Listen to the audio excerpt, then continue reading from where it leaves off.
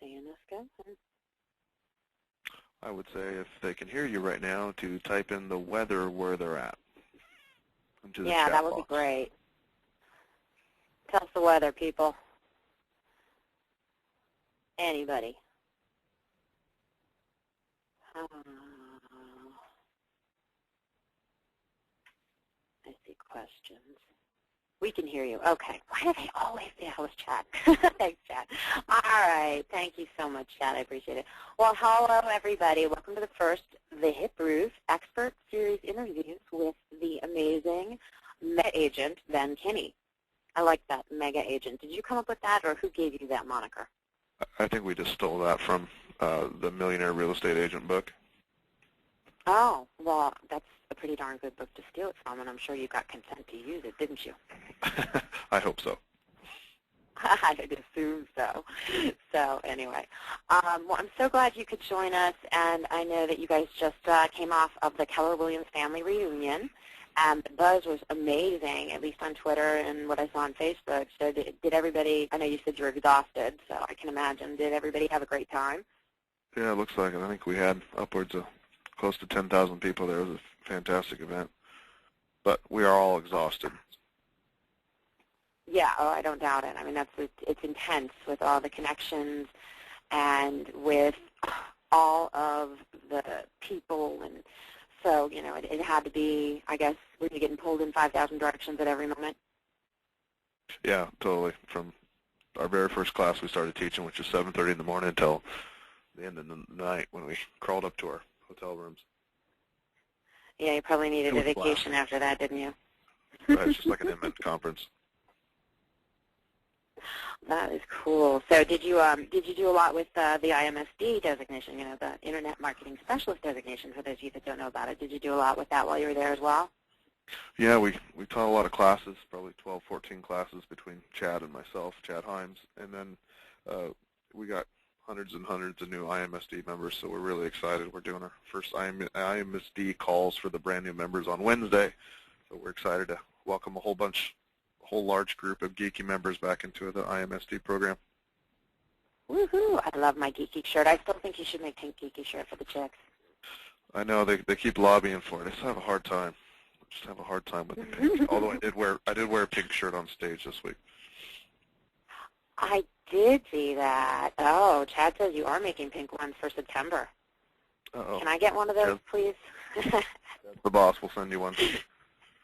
The boss will send me one. All right, Chad, the boss. So, well, everybody knows Ben Kinney, the public figure, Ben Kinney, the mega agent, Ben Kinney, the creator of IMSD, 10 Days of Pain, and I definitely want to talk about all of those things too, but I would love to hear how you came to real estate. Okay. It's not too long of a story, since I've only been licensed about 6 years. I was a kind of a wannabe investor in the times when anybody could be one, buying duplexes and rental properties, and I actually had an offer on a property for about $200,000, and this agent was going to go present my offer. And when he showed up at the house, he showed up half hour early, and the seller's neighbors came over to see why this guy was parked outside this house. And the agent opened his mouth and said, "Hey, am I just helping a buyer buy this home?" Yada, yada. And he told him the price. And the neighbor came in and bought the home for the same exact price that night. And that home came on the market 3 months later for $550,000. So we lost $350,000 on an agent just talking, saying too much. So it was, yeah, it was an expensive mistake. So I just decided to get my real estate agent to, or get my real estate license so I could sell my own real estate. And at that point, I still had a corporate job, and I got tired of the corporate job. I never knew who was going to lay it off, or if I was going to have an income in the future. So I decided to quit and try to make real estate a career. And one of my friends gave me the Millionaire Real Estate Agent book, a book written by Gary Keller.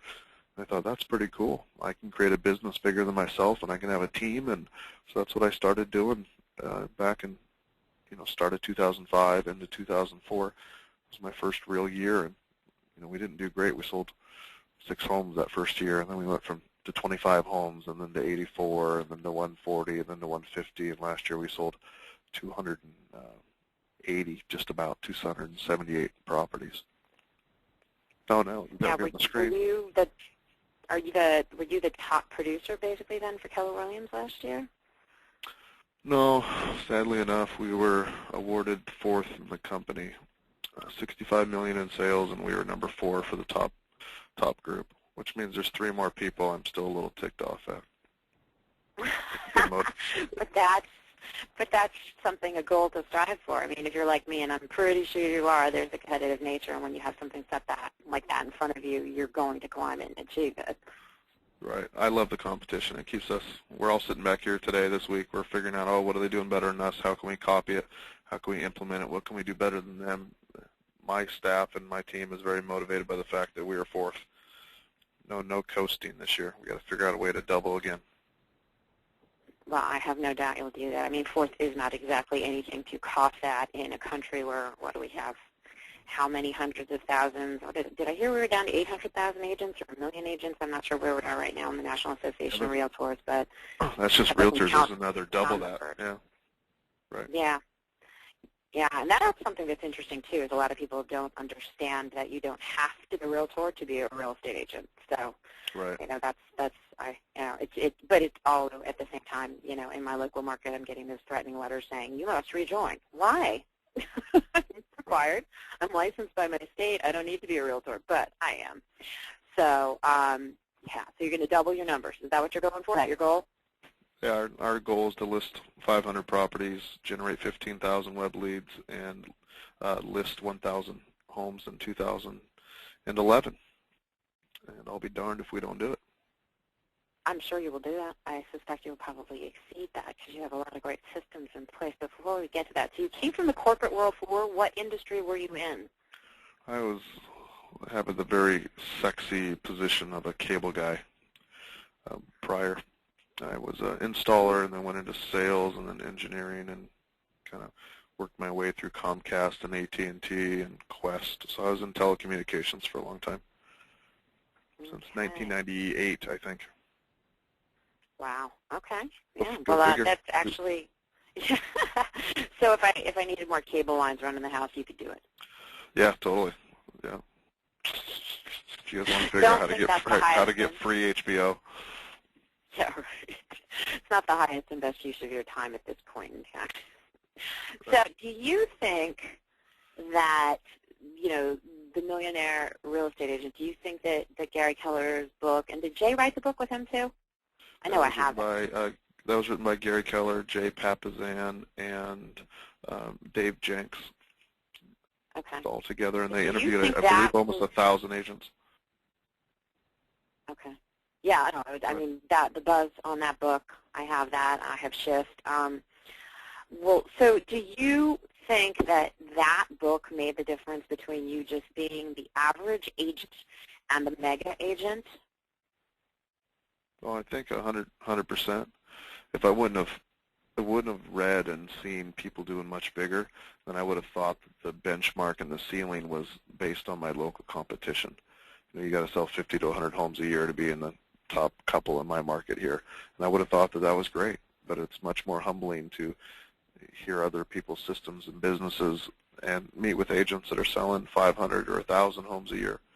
And that just widens your spectrum. And these people aren't from major metros. Some of them are from small little towns. They've just figured out how to dominate.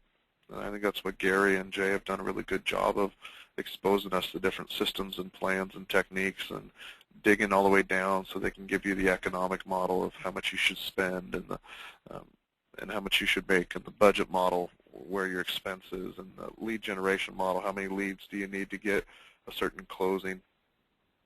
And all those things combined kind of gave me a blueprint. Now, I've made a lot of modifications to that blueprint because technology and things have changed, but it was still my foundation, and it's evolved as all things do. I mean, the internet and social media, although it was only 5 or 6 years ago, it still wasn't very important to real estate back then. It was just starting. Right. Wow, but you're really strong when it comes to, I think, like, when I look at what I do, I'm more of understanding and, the juicy, nice, feely, happy stuff. I do get the interactions, but, you're really strong when it comes down to SEO and, long tail and all those kinds of things. And is it just something that you've studied a lot, or you just really have been doing it for so long that you just have sort of that as your second nature? Because I said that's a tough area for agents to understand, search engine optimization and sort of owning their market and being the expert via Google and other search engines. Have you ever bought a piece of furniture or some item that you had to put together? Like you got it in the box and you had to assemble it? Yep. When you open up that box and you see there's all these screws and bolts and pieces of wood and metal, and you're like, oh my gosh, this is a fiasco, and it just looks so overwhelming. But once you grab a couple pieces of wood and you start screwing things together and it starts taking shape, you realize, oh, it's actually not that hard at all. And I think this internet lead generation and social media and search engine optimization and all these things are just like that. It's overwhelming if you stand back and look at it all, but if you just grab a couple pieces of it and start putting it together, it starts taking shape. And that's exactly what I did. I started out with SEO, search engine optimization, because I didn't know anybody in my market. I wanted to generate leads because the Brian Buffini plan wasn't working for me because I didn't know anybody. I had to figure out a way to find ready and willing buyers and sellers that wanted to sell real estate with me. And the internet was that place for me. It was a necessity, not necessarily a choice. Right, right. You've really done a remarkable job with it. But, I kind of wonder sometimes, and I'm not sure if you would agree with me, I feel like that it's sort of natural for some people to understand those interactions and how that space works as a prospecting tool and as a lead generation tool and just building your business. And I think it's difficult for some people to kind of be comfortable in those interactions. Do you see that too, that some people just sort of have an affinity towards it and others have to work a little harder, sort of the natural versus the student? Yeah, I think so. I think we all have our certain level that we start off with. But I think successful people, especially in our business, copy other successful people instead of trying to figure it out on their own. And I always laugh at the agents in my market that will spend all their time at home trying to figure out things that I learned about 2 years ago at a conference. And we'll always be ahead of those people because I'm always out at these events meeting and talking to people like you and Chris Smith and so many other smart people that are out there. I'm just taking their ideas and making my tweaks and implementing it here. And if you do that, you can cut that curve down, and it won't be as hard. You know what? You're totally right, and thank you. That was a lovely compliment to be, grouped, especially with somebody like yourself and Chris Smith. It's interesting that you say that because that's kind of one of the principles behind the Hip Roof is because not everybody can go to conferences and the events like you and I do and Chris does and a lot of other agents that we know of and work with. And so, this is a resource similar to what you're doing with IMSD to let people learn no matter where they are so they're not necessarily economically or geographically challenged in finding ways to utilize the systems and new resources for lead generation, the new prospecting. So it's interesting that you hit on that because I think that's the biggest problem. Not everybody's going to get to, a Keller Williams family reunion or their company conference or Reboot or Active Rain to one of the camps. It's just not accessible to everybody. So this is great. And the only problem I see with social media and agents is a lot of agents tend to be really poor at time management. And I know that you are not. You have to be very strong in that with your systems and the level of success. What do you do? I mean, how many hours a day do you put aside for prospecting? How do you break that down between calls and online time? I mean, what's your kind of system and discipline? Sure, that's a good question. Now, my role's changed a little bit as now I have a team, and I have a team of buyer's agents and listing agents and staff, and we're running 4 or 5 different companies at any given time. So it's evolved a little bit, but as a general rule, I try to get 10, 15 minutes of social media done in the morning and 10 to 15 minutes during lunch and 10 to 15 minutes in the afternoon or evening or when I'm laying in bed with my iPad, and that's about it. So I'm not letting it consume my life because I still need to make time for my sphere calls, my prospecting calls, following up with web leads and sign calls and builders and developers and so on. So it's a complement to my otherwise traditional business.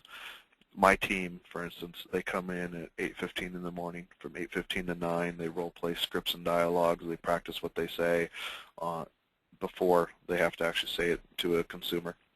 And then from 9 to noon, they're on the phone, either emailing, phone calling, lead generating, trying to convert web leads, sign calls, canceled expires, FSBOs, builder leads into actual appointments. We have a very disciplined business, and then in the afternoon, hopefully they're out with buyers or they're out with sellers, going out there and making a difference. Cool. Yeah. Well, I mean, that's the thing, but it's really impressive, Ben, that in 6 years you have grown your business to that level, and I think it's just an example of what any agent is capable of if they are disciplined enough, if they are goal-oriented enough, if they manage their time, and if they read books like, like the Millionaire Agent, and just keeping up on things. So, I just have to say I'm just really impressed because, I mean, I've been doing it for 11 years, but yes, at the same time, I'm a full-time mom, and the last few plus years, I've also sort of had that parallel of social media business. But, you're not just real estate. You've also got your IMSE program and that company. So, I've been hearing a message a lot in the last week and a half from people towards me that I have to decide who I am, figure out what I'm doing, that I can't do real estate and social media. And I can't believe that people think that you have to just do one thing in life. I think diversification is important. So what do you think of that? Well, I think totally. It's people that get too narrowly focused. One, they go crazy. And two, if anything changes in their lives and they lose one of them, they have nothing. I believe in having a diversified life and a diversified business. Now, the more diversified you get, the more talented people you need to hire. That's why I brought in Chad and Jolene and so many other people in my life so they can start taking on additional tasks so that I can take a step away so that we can create whatever's next. And I guarantee we're working on a lot of things that are next. You said something interesting a minute ago, and I just want to kind of make a statement. There's a lot of people when you go to these events, and all companies are reboots and all those different things. And they stand up on stage, and I feel like they give the holier than thou, like, I'm great, I did this, it's going to be hard for you to do it. Reminds me of the REO agents that say, oh, if you haven't been an REO for 10 years, you'll never make it, or the commercial agents that, think they're so much more special. I think anybody can do it. It's just a matter of hard work. And if we have the honor to ever be on stage, then we need to be humble and share as much as we can and help other people do what we've done instead of being the few holier-than-thou people that we see across all these different events. There is a round of applause going through my head because I don't think that I could have said it better. And, it's interesting because when I was getting ready to do the hip roof, I reached out to a number of people over the summer and I said, hey, you're doing really great things. Would you be interested in being part of this and helping share it with others? And some people said no, and some people said, well, only if I get compensated, and some people, were protecting systems. And I thought, you know what, there's enough business for everybody. Really, there is. And by sharing successes and sharing ideas and multiple people doing it, like I've got going on the site, it just makes us all better. And it's so odd for me, and I think you're probably the same way, when people are like, come up to me at events, they're like, wow, you're my art guru. Oh, my gosh, it's so nice to meet you. I was like, dude, I'm just a real estate agent from Delaware. I mean, I'm just sharing. I just want everybody else to enjoy and have the same success. And, I know I haven't even fulfilled the level of success I can because I've had so much trouble building a team. But, yeah, I agree with you. There's no benefit in people saying how great they are if they're not going to help other people achieve that same level of greatness, and not sharing, and there's enough, I don't want to say ass-kissing because that would be wrong, but there's enough ass-kissing out there. It's time to be real, get down to it. I asked a guy one time, when I first started, I think in my first year, I was out to lunch with one of the agents in my office, and he's been in the business for 35 years. And I was sitting there, and I said, you know, just not enough going on, and I'm just not getting the leads I want. And he looked at me and he said, are you mailing 10 letters a day? Are you calling 50 people a day? Are you doing, and I said, no. And he said, then shut up. You have nothing to complain about.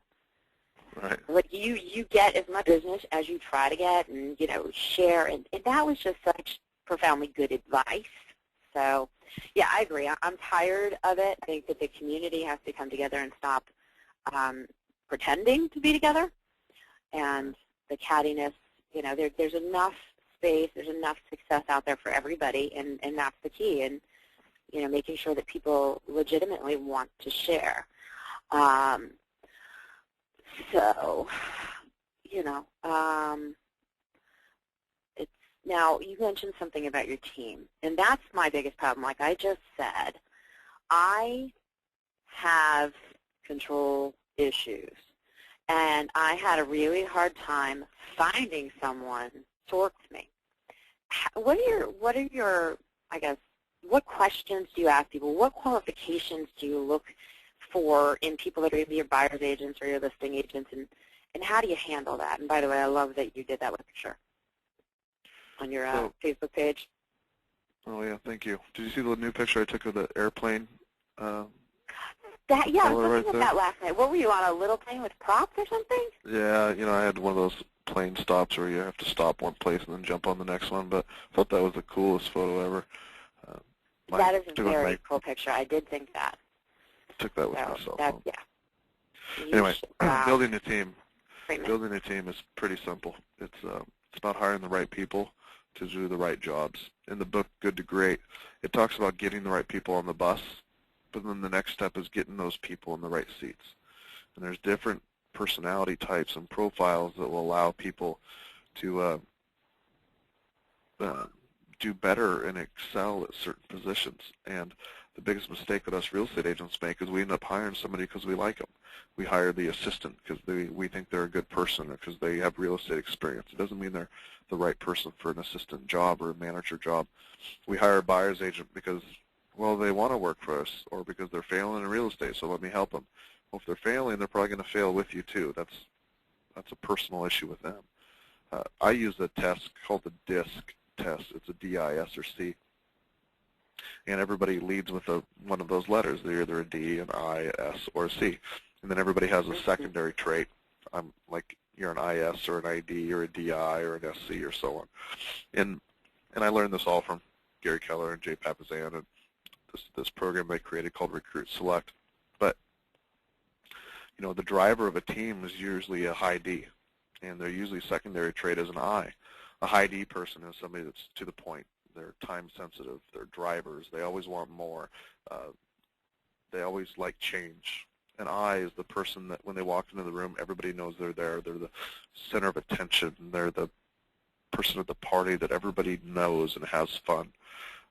Not me, by the way. And the S is the safe person. They want consistency. They want things to, you know, limited change. And the C, those people are the detail people. They want organization, and they want to know their stats and their numbers. We were taught that for a buyer's agent or a listing agent, you want an ID or an IS, maybe a DI, as long as their D is not too high. And then your assistants, you want an SC or an SCI. You wouldn't want a D as an assistant because they'll always argue with you. You don't want an I as an assistant because they'll talk too much.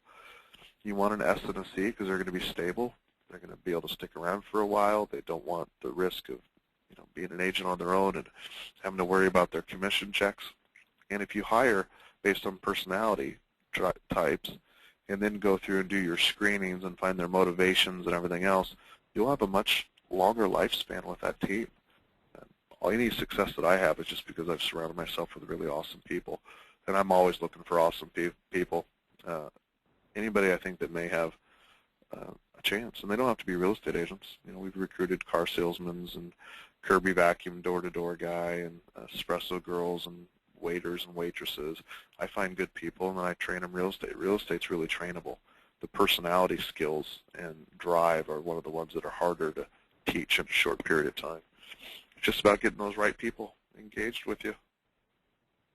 Yeah, oh, you're right, and yeah, I definitely believe in personality types, and it's funny because I just went last week to see Barbara Corcoran talk, the founder of the Corcoran Group, and I guess she's on that Shark Show or whatever. I don't even Shark Tank. That's it. One of those. I've heard of it. I think I've seen 5 minutes of it because who has time for television other than Supernatural, which I'm addicted to. So Barbara was really fascinating, and you know, I kind of I didn't have the right level of respect for her from seeing her just on the Today Show, but now I'm definitely going to read her book. But she said a couple of interesting things, and she was talking about when she started the Corcoran Group, and she brought in, I think Esther Kaplan was her partner, and she said everybody is an expander or a container. And, you know, the containers are the people that have systems and are organizing and are always kind of keeping things, and the expanders are the people that are always thinking and going out there. And I immediately realized that I'm definitely an expander, and that Kim, who works with me on my team, is a container. And, you know, it's interesting because I think you're right. Like, I can be a driver, I can be so many of these other personalities. And if she was the same as I was, there would just be a lot of tensious interactions rather than moving forward, complementing each other's strengths and getting things done. And who has time for idle chit-chat when, you know, there are phone calls to be made and money to be made. But Barbara Corcoran was fascinating. I don't know, have you read her book? I think she has another one out now, but her first one was something about if you don't have big breasts, wear red ribbons in your hair. No. But she's amazing. You might want to read her book. She had the philosophy of bringing fun into the work environment, and she grew, I mean, Corcoran Group, she sold it in, I think it was 2001 for $66 million. And she said to people, well, you know, how do you come up with the number? She said it was my lucky number. She said they offered something. I came back and said 66, and they combed through the books and they checked everything, and they said, why 66? And she said, okay, just basically picked it. So, you know, it was confidence. She's all about the confidence. But when it came down to talking about her business, the one thing that I thought was really interesting was that she said every month she fired the bottom 25% of her agents, the ones that were not producing. And knowing that that was going to happen tended to motivate her agents to perform better. And it seems a little harsh, but it kind of makes me look at the industry model and say, why does a broker pay for an agent to sit in a seat, have a desk, because I've taken leadership and I know what desk occupancy costs are, and not recoup that amount of money with production? And they coach, and, you know, a manager, and you probably, a lot of this is retention and recruitment. It's making sure that you have productive agents that are going to continue to be productive. But I thought that that was sort of an interesting factor in kind of looking to motivate a team and saying, hey, you know, the bottom 25% is out of here every month.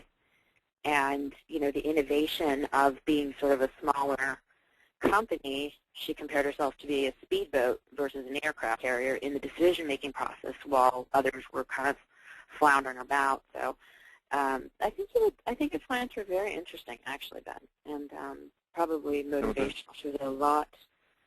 There's all these things that we do, like, you know, as agents, we have to make listing paperwork, so we have to create flyers, and there's just all these different things that end up us having to get done. And almost all those things don't pay very well. And the first step to building a really powerful, awesome team is take away everything that you can pay somebody less than what you make an hour, with the understanding that once you replace yourself for your listing paperwork and flyer creation and website updates and transaction coordination, all that stuff, that you use that extra time to generate more business. Because if you don't, then the admin's just an expense and you're going to net way less. But if you say, all right, you're an admin, you're doing these tasks 4 hours a day or 8 hours a day, and you take that extra 4 hours a day and you go out and lead generate or make more phone calls or list more properties or work your sphere harder or email your web leads more, you'll see huge results, and you'll pay for that assistant the first 60 to 90 days.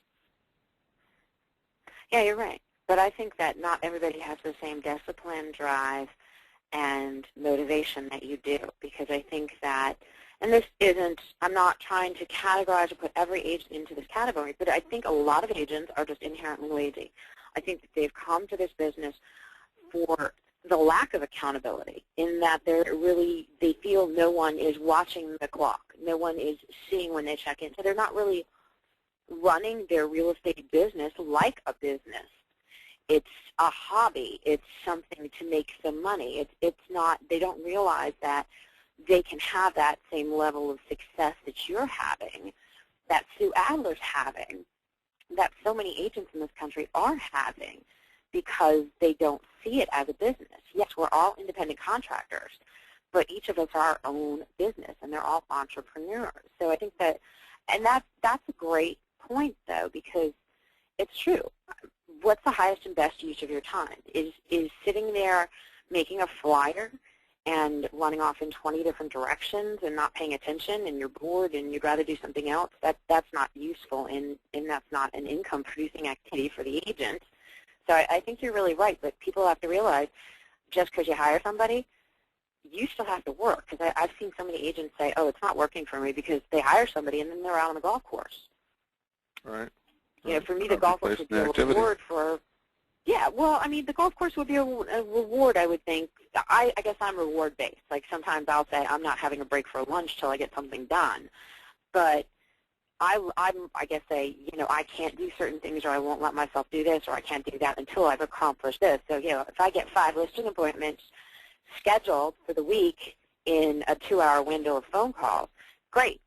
Now I've achieved some mark and some goal in my activities. Now I continue on for the same time frame, but at the same time, you know, good, I've met whatever my written goal was. And do you do that? Do you have like a whiteboard in the office and you've got your goals, you know, posted, and you're kind of keeping track of everything that's happening and having everybody, you know, make marks for their wins and appointments and things like that? Well, in my team room, they do. They have areas for everything.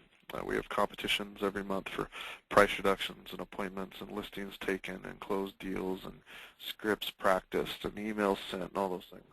In my office, my goals are just written on an application in the background of my computer. I have 3 plasma TVs mounted to my wall, and they're all connected to the same computer. So I sit here and I have to stare at it every day when I turn on the computer. I'm staring at my goals. And I have this one little note on my background that says, am I doing something to hit my goals today? And I have to stare at that every single day, and it's really annoying if I'm not doing something to hit my goals. That's good that you have to be goal-oriented. You really, really do. Now, I mean, you said something there about the competition for pricing, and I think that, you know, one of the things I know that I definitely wanted you to talk about was what you had mentioned was 5 things that agents have to do to survive and thrive in 2011. So you want to talk about that, because you know, obviously every market's different. We can't talk about sweeping generalizations. Oh, actually, wait, before we get there, let's take a question. Matt Stigliano, a.k.a. Ari Rockstar, says, how far into your real estate career before you started your team were you then? And was it immediate, or did you start as a solo agent? I started as a solo agent, and then once I got to about 24 transactions, or on track for that, I hired my first assistant. From there, we started hiring buyer's agents based on how many leads we had. And my rule is for every 30 to 40 leads extra I can generate a month, that's 1 new buyer's agent that I can hire. So my growth and my size of my team is determined by the amount of leads I can generate every month, because that's how I feed them. And it just kind of took off from there. That's why this whole business is about lead generation. You got more leads than you can handle, then you start building a team. Good question, Matt. Yeah, that's a good question. I think teams are a mystery, and that's one thing I would love to talk about, or at least have you come and talk about team building, because it's so hard to know how to do it right. And I know I've listened to Sue Adler and talked to her a lot, and that's a thank you. So anyway, 5 things that agents have to do to survive and thrive in 2011. So you had sent me a couple of points, and I thought they were all great.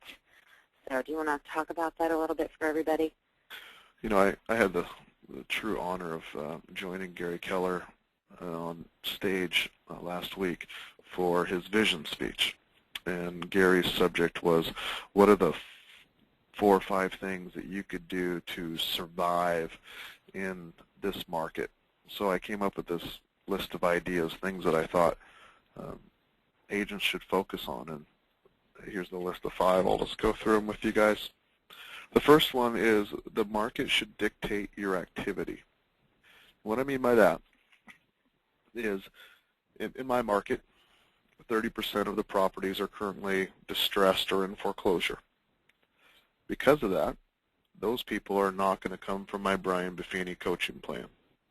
50% of the market is first-time home buyers, and those are not people that are coming directly from my sphere. And then we have investors, and we have relocation, out-of-area people. Those are also not coming from the $400 a month Brian Buffini coaching plan. What I'm getting at about the market should dictate your activity is if you do not currently reside in a market where referral business is enough to hit your goals, then you have to change your activity.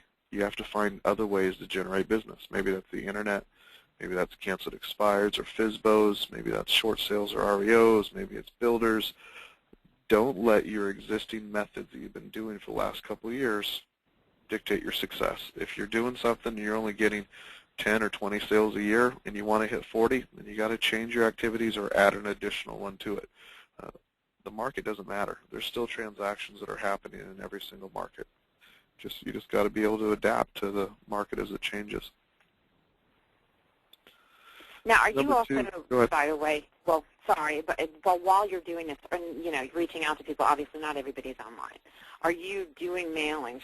How are you reaching out to people that might not be online, especially if you're looking at, REO foreclosure type of situations where, you potentially might have lower income? And I would certainly personally rather work with $10,000, $100,000 sales than $1 million sale at times. Right. So, we don't spend almost any money. We don't believe in investing in print advertising. We do almost no mail except for seller surveys. Okay. But we invest our money all in internet lead generation. The only offline marketing that we do is signs, flyers, call capture service, and also we're running a lot of radio ads right now to generate more listings that weren't listed before, and that's working really well. So we're excited about that, which is funny because the next thing that I said the agents had to do to survive was take listings and focus on pricing. I believe that the agents with the most, the agents with the most amount of listings at the end of this market are going to be the agents that win. We need to go out there and we need to take as many listings as we can. I mean, imagine this: you take a new listing, you have one more place to advertise online, one more place to get leads from Craigslist and Trulia and Zillow and Realtor.com and all those other places. You have one more thing to blog about. You have one more increase in the size of your database. You have another place to get signed calls. You have another place to host open houses or have your team host open houses. It's just the fuel of your business. Listings are really, I think Gary said it best last week when I said this comment. He says that's the inventory for your store. In your store, we happen to sell real estate. And as you're flipping through this extremely outdated site of mine, benkinney.com, this is one of the sites that we don't really use that much, but we created so long ago we don't want to give up our SEO traction on it. Probably a better one is home4investment.com would be. There you go. Here. Yeah. And then focus on pricing. If you have inventory, you have potential paychecks out there. What can you do to get price reductions right away? Go out there, get price reductions, get them systematically. Try to reduce your entire volume by 1%. So if you have $1 million in listed properties, try to get $10,000 worth of price reductions every single week and focus on it. Go after it. Don't just stop after you've actually taken the listing. The third thing that I'd say you got to do is you got to market for cheap. You have to figure out how can I, as a real estate agent, provide the maximum level of service to my clients without spending a ton of money. That might mean get rid of all your newspaper ads, your magazine ads. Get rid of anything that you cannot track, anything that doesn't actually lead to a click, a view, a lead, or a sale, or a phone call. If you can't track it, don't spend it.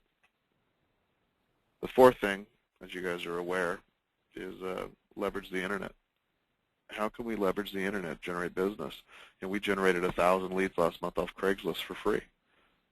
how can you leverage everything that we're already doing, Active Rain, Craigslist, Facebook, Twitter, search engines, all those things together so you can start generating a massive amount of leads. That also allows you to keep your costs down but still provide a high level of service.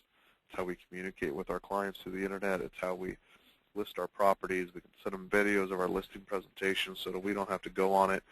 We can send them our listing packets via the internet so we don't have to print them anymore. The internet is the best thing to happen to real estate. It's gonna shake out the people that can't understand it. It's also going to allow those of us that can to really thrive. And then the last thing that I would say is focus on the activity, not the result. If you understand your numbers, you'll be able to see what it takes to be really, really successful. For instance, for every 100 visitors I get from Craigslist, people that click on my ads, I capture between 10 and 11 leads. My capture rate's between 10 and 11%. And for every, let's say, 20 leads that I generate, I'm going to get one closing over the course of a year. If you know that, then you'll know exactly how many Craigslist posts you need to post to get how many clicks, to capture how many leads, to get how many closings. And it's the same thing with listings. I know if I dial 52 people, I'll talk to 12, I'll get one listing appointment, we list 9 out of 10 homes, and we know our percentage of homes listed that actually close. All that is just one big mathematic problem. And if you focus on the calls, the emails, or the clicks, the results will come. You just can't sit around thinking about, I need to sell 100 homes, because 100 homes isn't going to get you anywhere. You need to start thinking about, I need 10,000 clicks to help me sell 100 homes, or I need to make, 1,000 phone calls this year to get my 100 home sales. But you focus on those activities, you'll see the results in the end. And that's my 5 tips of advice. I think they're great tips of advice. And, I admire your mastery of Craigslist, and I would love it if sometime you would come and, kind of do a webinar, share it now. I know that if people want to start learning right now, IMSD is amazing, and they can go to imsd.net to sign up. And if they use the code, then Kinney, they can save some money if they want to register. So, yeah, I know you and I have to catch up because I definitely want to help teach IMSD at some point. Yeah, we'd love to have you in the program. Well, thank you, darling. I'd love to be there. I believe in it. I really do. And I like that, you're genuinely doing these things. You're not just giving it lip service like a lot of people tend to, and, the whole buy something from me and I'll tell you how to do something attitude in the industry. So, but, yeah, those are some great points in your 5 tips. And, yeah, the looking at the activities and not the results, I think, is so important, because if you're judging yourself on 3 hours of phone calls with nothing converted to an appointment, then you're going to just beat yourself up, and people are going to kind of give up. But you have to just say, hey, look, you know what? For that 3 hours, now maybe the next 3 hours that I do it, I have 6 or 7 conversions from that. So, it's how things balance out, and people always just remember, as long as you're doing the activities, you'll succeed. And getting information and success stories from people like you is incredibly helpful. Maria Hagen actually had a question. She wants to know, how do you keep your agents on your team? She found that agents often want to go off on their own. How do you stop that migration? And I have to say that that's a good question, because I sure as heck know that, I made it very clear when I started my team with Kim that, it was going to be how it was going to be, and she's on board and understands it and is happy to be part of it and reap the rewards of it. But, she gets comments from people all the time, why don't you just go out on your own? So how do you handle that? I mean, how do you set up your structure as far as team? I'm not going to have you go into compensation and stuff like that, because I think that in and of itself would be a great book for you to write. So, it's a couple of things. One, I hire the right people. Everybody goes through the personality test. I won't hire somebody with the same personality as me, because they're going to always argue with me, and they're always going to want to create their own. So you have to get the right people in the right positions. But the other thing is, you got to love them. They got to enjoy being there, and you got to treat them, as well as possible. And the last thing is, you got to create a ton of value for them. If you create so much value that then hopefully they'll never want to leave. That means they could never imagine doing things on their own. And our churn rate on our team is extremely small. I'd recommend for any of you guys on the call that if you want a good book to read to kind of help your own personal life and your business, is go buy The 5 Love Languages. And The 5 Love Languages talks about how we all respond to different things, and it's in regards to relationships, but it's just the same if you're going to manage a team or a business. You have to figure out what are the love languages of your team and your members and your employees. What are they going to respond to? We always assume that people will respond to, oh, here's money. If you do this, you'll make more money. It doesn't always work. Some members of my team respond to competition. They would rather die than lose to another member of the team, and that's how we get production. Some members respond to things like, you're doing a great job, words of affirmation. How can I come in there and compliment them? And that'll get them through a couple of days. Some people respond to fear. If you don't do the stuff, you're fired. You have to go off on your own. That was kind of the Corcoran approach. It doesn't work for everybody because not everybody responds to that.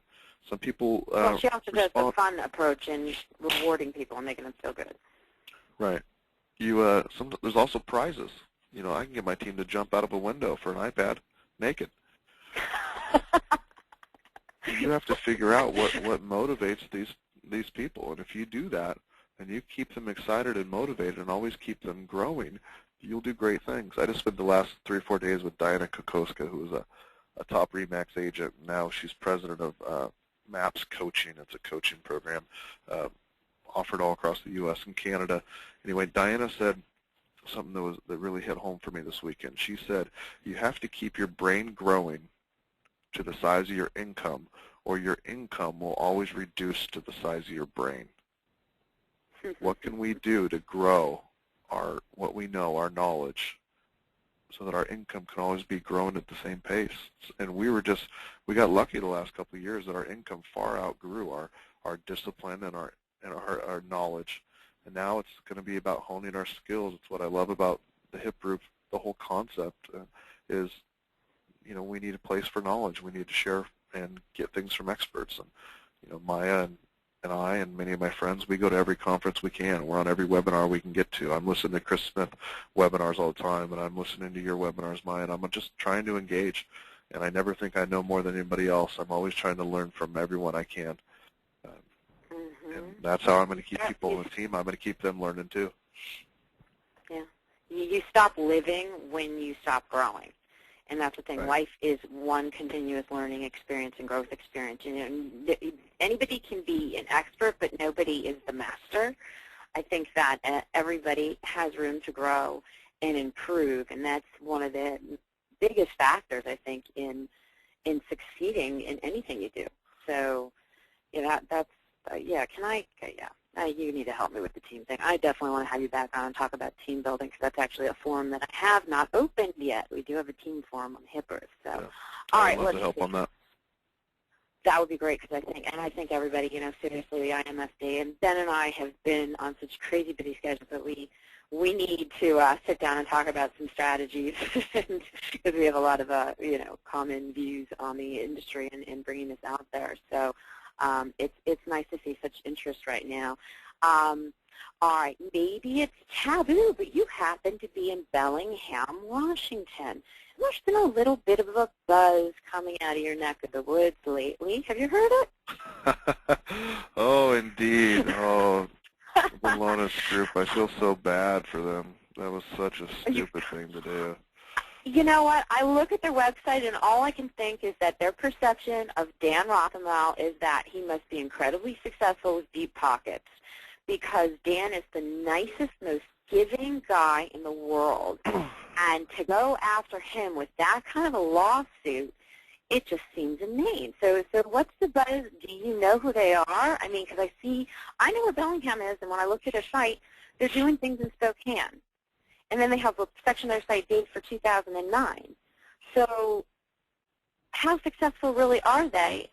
Do they really own that brand? And a guy in Virginia is really competition to them in Washington State? I thought it was funny. Does Daniel sell coaching or training? No, he sells houses. No, Yeah. no. He sells houses. He's a well-known blogger. He does tour with Inman on Reboot, and I think he's a lot like you and I. I mean, he was in Trust Agents because he's really about the community and people and, engaging his customers and keeping really good relationships with his clients. So when the community needs something, he can call upon his clients. So Yeah, I think he's pretty aligned with you and I. For those of you guys on the call, is this group out of my area, the Lonas Group, who does branding and marketing and training for real estate agents, presented a lawsuit against, say his name for me so I don't mispronounce it. Dan Rothamo, and it's actually his brokerage too. Yeah, because of his real estate Zebra. Because he uses this brand called the Real Estate Zebra, and the Lonas Group has zebras on their background, and they have something called the Zebra Report. And the whole thing's stupid. Like, they take the time to go out there and sue one of the most influential people in real estate and think that they aren't going to have 5,000 of us writing responses back saying this is ridiculous. I mean, talk about a brand killer. It's as bad as the musicians that say take that song off your YouTube video. Are you kidding me? It just sells more videos. If I was a musician, I'd want everybody putting my song on everything they could. Mm-hmm. It's ridiculous. Yeah, and Matt points out, he says the argument, in quotes, about whether Dan does training or not is silly. We all do training because, I mean, that's really, we're all sharing with other agents and mentoring and helping everybody expand. But, yeah, and that's one thing I committed to on Saturday for every new member that joins the Hip Roof. I'm giving $5 to the Legal Defense Fund.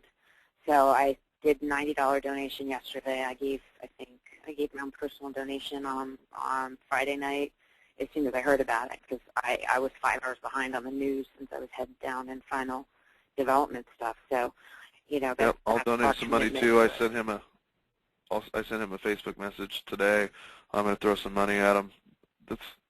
He needs help. He's just an agent trying to fight a lawsuit, and the lawsuit's silly and frivolous, and I'm going to love the outcome and the social media and all the people getting behind it. So make sure you guys go search out some of these articles that are floating around Facebook. Tech Savvy did a good post of their response the other day. Yeah, I think that I think there's the potential in this to have a pretty big impact on social media, on branding, on this kind of an issue. Every Supreme Court case starts with an individual. So, where does this go? Are they just thinking that there are deep pockets? It seems so frivolous and pointless and unnecessary, and the society is far too litigious. They would probably make a lot more money if they concentrated and focused on business building activities. They might need to come talk to you. So, and in the last few minutes, tell us about your book, Mr. Kinney. Oh, we wrote a book called Social the Book, and you can get it at socialthebook.com. And it's free, 100% free. You can download it. It's 130, 140 pages on SEO and social media and internet lead generation and how to survive as a real estate agent online. And Jay Papasan and I have made a commitment to rewrite this and